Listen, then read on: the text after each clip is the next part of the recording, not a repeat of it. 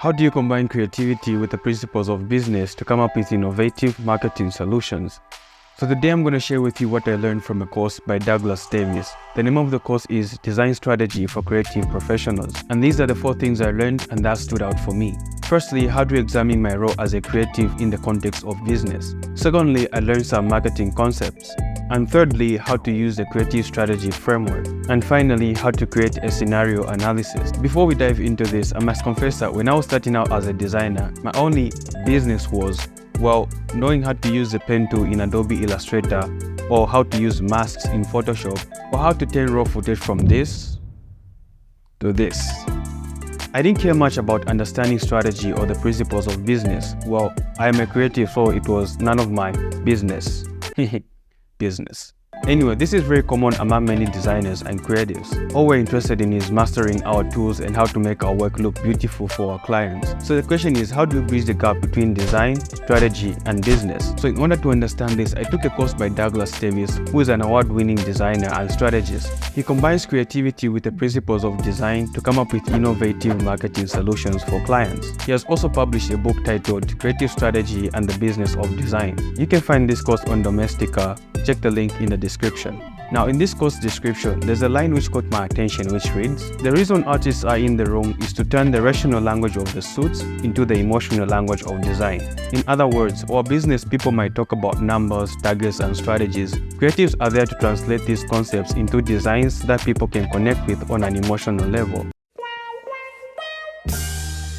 But in order to understand the language of the suits, we need to be familiar with some concepts like marketing allowable, insights, or scenario analysis, and many other terms that Douglas helps to define. I found this to be very helpful because you don't want to be in a room where you don't understand the marketing concepts that are being thrown out. So now let's look at some of those terms which were covered. For example, the term scenario analysis was defined as a way to anticipate and to think through the impact of each option we recommend to our client. Why is scenario analysis important? It is important because if your client is a market leader on the basis of the strength of their product, but sales are suggesting that consumers are also valuing aesthetics nowadays, you could advise on the risks and rewards of going for the rhombus over the rhinoceros. I won't go through what rhombus and rhinoceros mean in this context. You have to go through the course to understand all these terms. Another concept was the purchase funnel or the customer journey, which was defined as the way to understand the stages a customer goes through on the way to a purchase and then becoming loyal to a brand or a product. So why is understanding the purchase funnel or the customer journey important? Because we need to understand the steps the customer takes when deciding to buy something. This helps us to suggest the best ways to show them information like through video, images, or text, and way to show it like on TV, social media, or in a store. We base these suggestions on the choice the customer has to make at each step of their buying process. So those are just some of the terms. In this course, Douglas also introduces the creative strategy framework.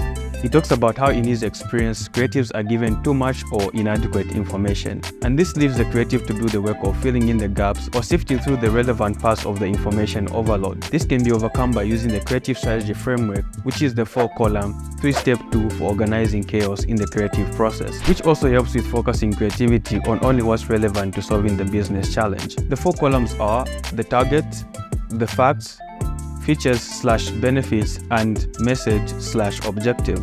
During the interview with the client, they will give out pieces of information, but this chart will help us organize the notes, and from there we can begin to develop relevant solutions that are on brand, strategy, and message. And there's a process of pulling threads between this information that we have gathered, which will then result in strategic threads, which can be used as basis to develop the 3 separate innovative concepts or scenario analysis. So these are just some of the lessons that I learned from this course, and if you want to learn about design strategy, you can check out the course on Domestika. I'd also love to hear from you. What was the biggest takeaway from this video? Do you have any other courses or resources that you would recommend for creative professionals that want to understand the business side of things? Let's get the conversation going in the comment section. Remember to like and to subscribe. Until next time, keep learning, keep creating, and keep growing.